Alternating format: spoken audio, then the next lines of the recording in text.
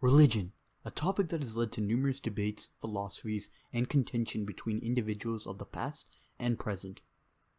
That contention has led many people to fight wars, prosecute, and harm others of a differing faith.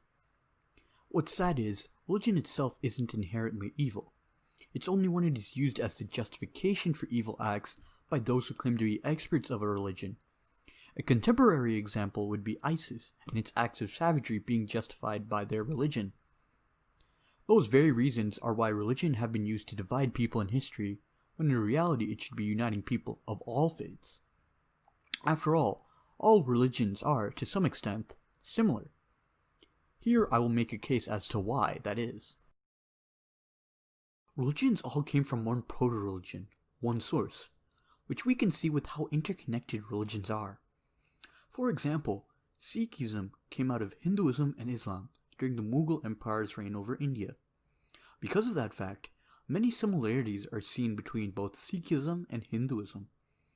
Likewise, we can see similarities between other religions as well, often being grouped together to signify similar beliefs.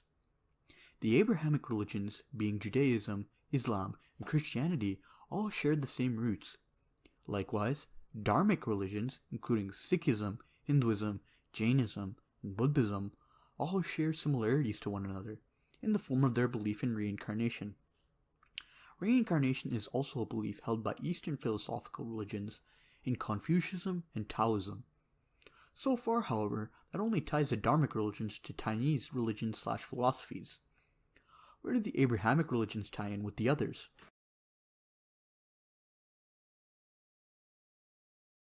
Interestingly, the idea of reincarnation existed both in ancient Greece and Egypt to some extent. Egypt seemed to be the originator of the idea of reincarnation, where it was believed that when a person died, their soul would transfer from person to person, until finally coming back to a human, in a cycle taking around 3,000 years.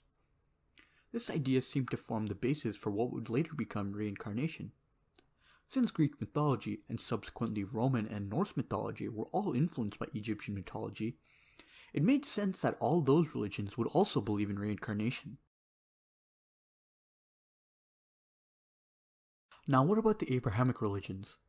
Christianity has repeatedly detested the idea of reincarnation, but certain ancient sects of Christianity did hold the belief in reincarnation.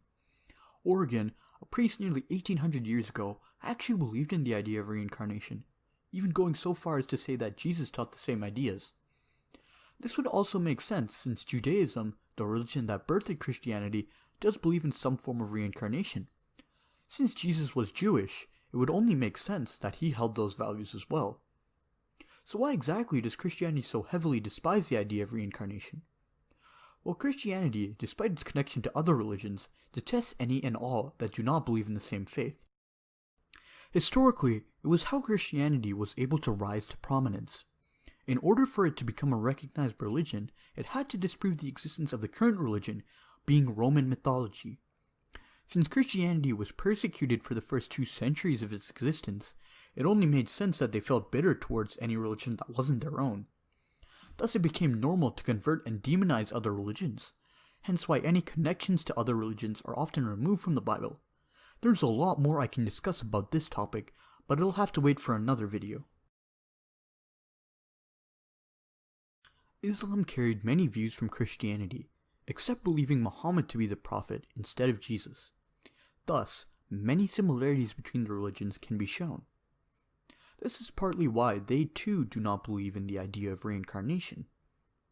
Both of these religions had come from a single religion, being Judaism or Zoroastrianism.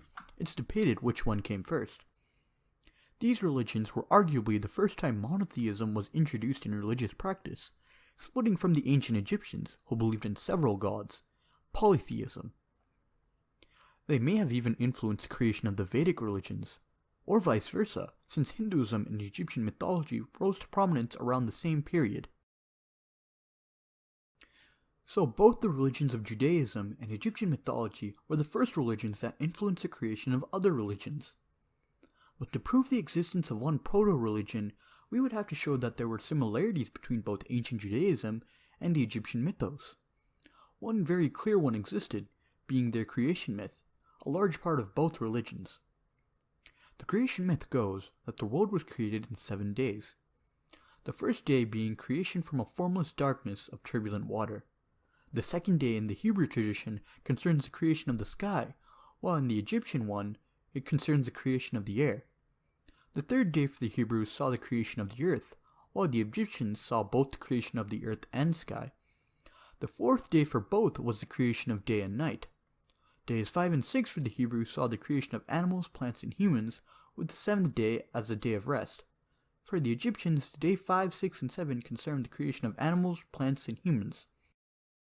Pretty similar, right?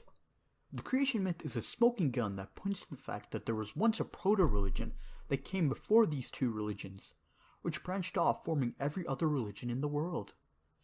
What this religion is, however, is unknown. It could be the ancient Mesopotamian religion if religion started in the Middle East. It could have also started in another region, since China and India both had civilizations starting around the same time the Mesopotamians did. This doesn't necessarily mean that Hinduism could have been the first religion, because the Indus Valley, which was around 8,000 to 6,000 years ago, had existed even before the creation of Hinduism, around 4,500 years ago. While some religions may share some similarities, that doesn't take into account why they vary so much. The reason is that, from the proto-religion, cultural values of the time and area were taken and molded to form new religions.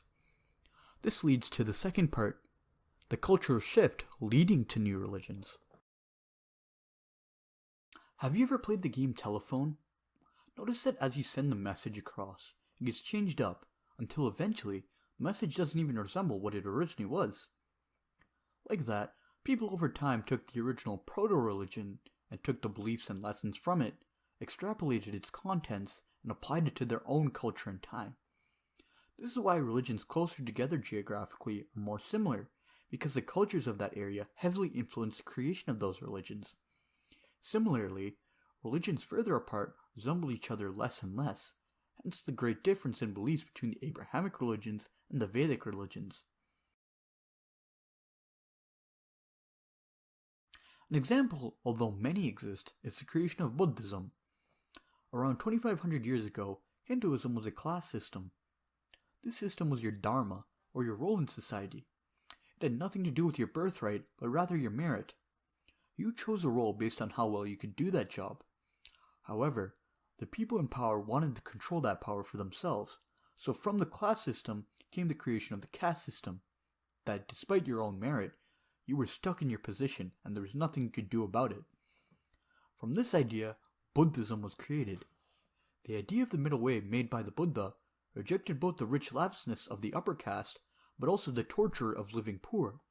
It was a rejection of the caste system entirely, and since the caste system was backed by the highest caste, being the priest class, it was a rejection of Hinduism. Thus, it gained a lot of traction in India because of it, later spreading to other parts of the world. Now, what does all of this mean? For starters, it would promote the idea of religious tolerance. If all religions are the same, as in preaching the same message created many, many years ago, then the need to fight and demonize religions that aren't your own is simply silly. They are all teaching the same core values that have been changed to fit with the societal norms of that time. It also doesn't necessarily disprove religion, as every prophet had actually been a part of a different religion. Buddha was raised as a Hindu, Jesus was raised as a Jewish, etc. Religions were built off the backs of other religions, made to fit within their current period. That doesn't disprove the religion, but rather promotes the idea of religious tolerance. I hope this video helped shed some light to help promote religious tolerance of one another. At the end of the day, faith has but one goal, to preach love and teach us the best way to live our own lives, however that may be. As the Dalai Lama puts it, I believe that the only true religion is consisting of having a good heart. I hope you enjoyed. Thanks for watching.